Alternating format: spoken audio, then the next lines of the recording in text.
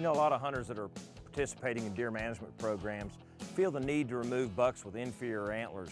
And you often hear them say, well, yeah, we shoot those cull bucks out of our herd in the hopes of improving genetics or improving antler quality of future generations of bucks on the property. But I think many don't understand that in relatively few cases are genetics even involved.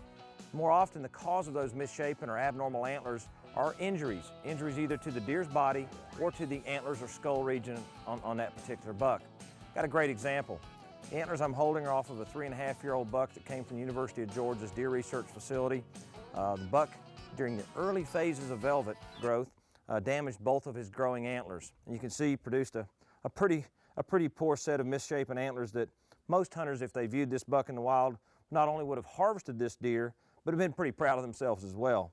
Let's see if they made the right decision. The following year, at 4.5 years of age, the buck reverted to a perfectly normal set of antlers, a beautiful set, 10 points, scored 145 Boone and Crockett points. Just a great example of why, unless you really know the cause of that antler deformity, it's best to give that buck the benefit of the doubt.